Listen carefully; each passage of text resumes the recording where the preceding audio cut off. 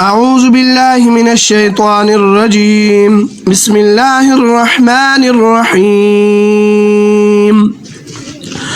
قل هو الله أحد الله الصمد لم يلد ولم يولد ولم يكن له كفوا أحد. أولني آيات وكشي قل هو الله أحد. اے نبی علیہ السلام تاسو وایي چې هغه الله تعالی یو دی. بعض کافرانو نه حضور اقدس صلی الله علیه وسلم نه دا پوښتنه وکړه چې تاسو د کوم الله تعالی عبادت کوي د هغه الله حسب نسب شتاو کنا او کوي نو مونږ ته چې دې لک بیان کم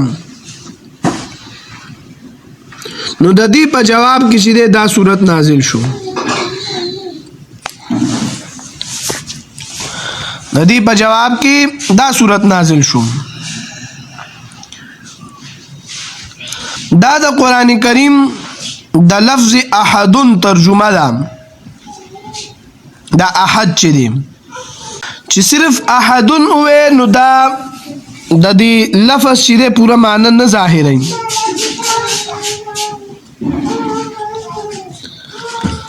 او هر لحاظ سره د یو کېدلو مطلب دا دی چې د یو کېدو مطلب دا دی چې نه د دې اجزاوي او نه حصي وي او نه د هغه صفات چې دی په بل څه کې راتلی شي. هغه په خپل ذات کې یوازې دی او په خپل صفات کې یوازې دی. یعنی قل هو الله احد کی چې دا احد دی د دې احد معنی دا ده چې په خپل ذات کې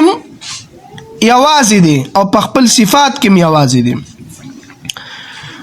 دویم آیت ته وښی الله الصمد الله تعالی بے نیاز دی. دا د قران کریم د الصمدن ترجمه شوی ده. د دې لفظ مفهوم چې دی کومه پښتو ژبه کې کم کون او موږ بے نیاز سره کوم او دا د پښتو ژبه چې دی سیو لفظ سره ادا کېدی نشي او په عربی کې چې دی صمد هغه ته ویل کېږي چې کوم دا خلق خپل هر یو مشکلات کی مدد غواړي او هغه ته رجوع کوي او ټول داغه محتاج وي او هغه په خپل چې د چا محتاج نه وي. عام طور باندې د اختصار سره هغه ته ویل کېږي بے نیاز چې بای ابي نیاز دي دا چا محتاج نه دي او ټول خلک داغه محتاج دي.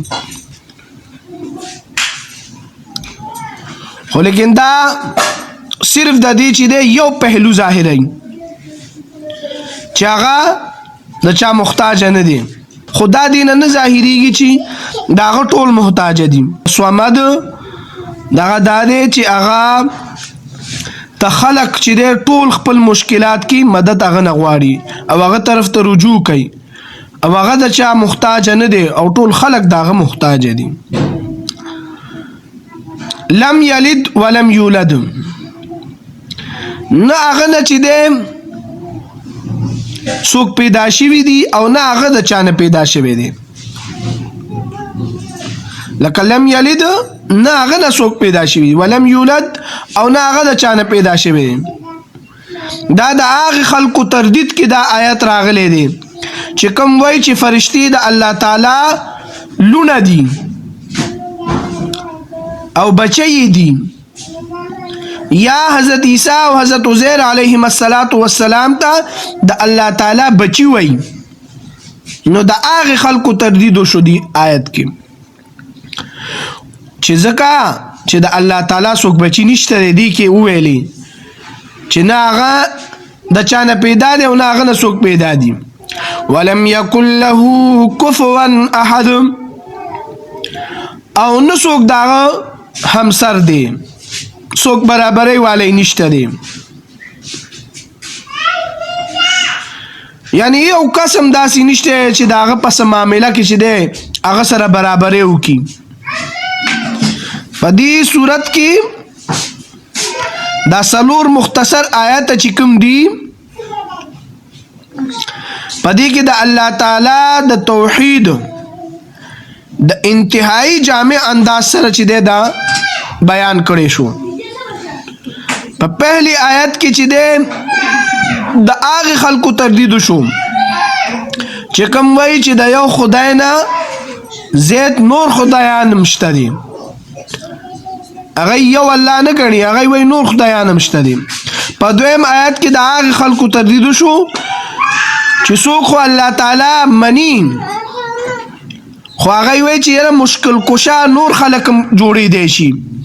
کارساز یا حاجت روا چې دی نور خلک هم کیدی شي او دریم آیت کې د هغه خلکو تردید شو چې کوم د الله تعالی د پاره نور بچی چې دی هغه ګڼي هغه وایي چې د الله تعالی بچی او اولاد شته دي دا هغه خلکو تردید مو شو او په څلورم آیت کې هغه خلکو باندې رد شوی دي چې الله تعالی سره په یو صفت کې هیڅوک هم برابر نشته دي مثلا مجوسین وایي چې د رڼا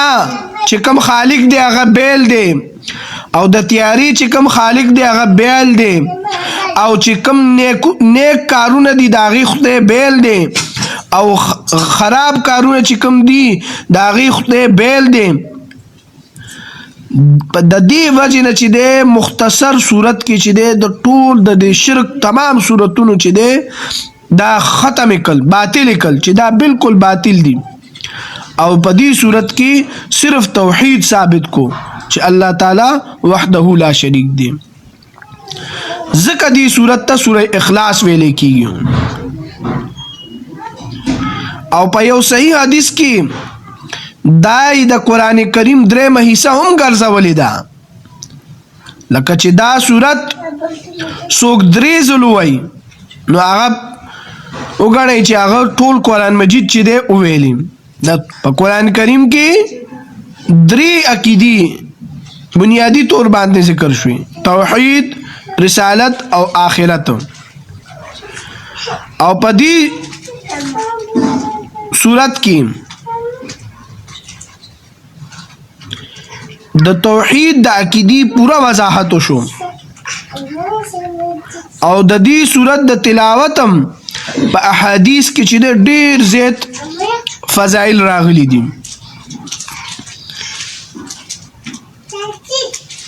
دا